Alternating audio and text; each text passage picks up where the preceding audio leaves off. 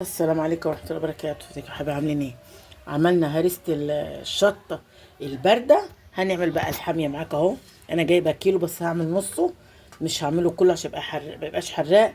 هعمل بارد على حراق اهوت. غسلناه وعملناه نص كيلو اهو، وهنشيل القمع بتاعه دوت، وهنعمله بارد على حراق عشان ميبقاش حراق قوي. ادي البارد اهو، وهنعمله ونغسله ونجهزه يا حبايبي. هعمله قدامك اهو، وهعمله مقص كده اهو، وهنضف كده اهو اهو، عشان ما يحرقش ايدينا، ونقطعه كده اهو عشان ايه ما ايديكم اهو.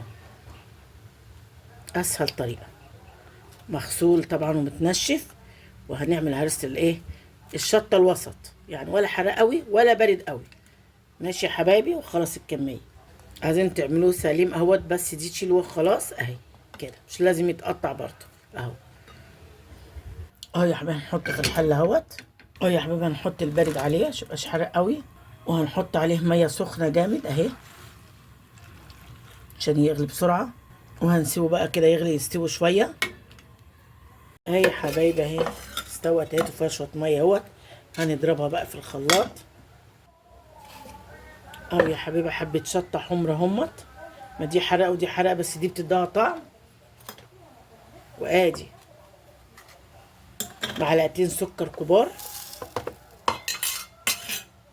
اه يا حبايبي، معلش حطيتها على النار تاني عشان احط لها كربوناتو اهي، ربع معلقه كربوناتو، وهنا معلقه ملح، ونحطها كده ونقلب. اهي بتعمل فوران ازاي اهي.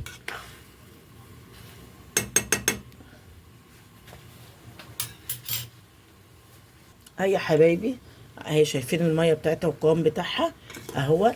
هنضربها بقى في الخلاط تاني، معلش انا عشان تشوف البهارات الكربوناتو بيتحط معاها. هنضربها في الخلاط بقى بعد ما هديت شويه، وحطيت الكربوناتو والسكر والملح، هنضربهم مع بعض. اه يا حبيبي، ضربناها اهوت، وهنحط ربع كوبايه زيت اهو عليها، وهنضربها تاني. اه يا حبيبي، ضربناها اهوت، ما حطينا الزيت بقى يتفتح بقى لونه فاتح، والقوام بتاعها كده حلو قوي اهي. وهنفضيهم دلوقتي وهنشوفها.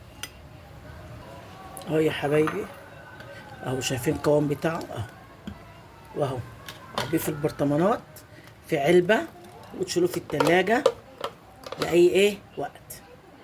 اهو يا حبايبي، جميل اهوت شكله، شايفين؟ وتحتفظوا بقى في التلاجة، في الفريزر. ينفع جنب كشري، ينفع جنب مكرونة، جنب فول. وتغمسوا، بصوا طعمه، بص شكله، شايفين؟ تحفة، خطير. ده الحراق بس مش قوي. وعملت البارد معاكم، والف هنا وشفا. واشوفكم في فيديو جديد، وما تنسوش الصلاة على الرسول. يا جماعة تحتفظوا بيه اهوت، انا عاملة كمية صغيرة.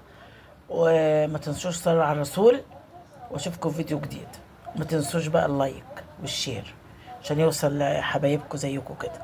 اهو احفظوه في علبة، انا عاملة كمية صغيرة زي اللي في المحلات، تحفة. واشوفكم في فيديو جديد.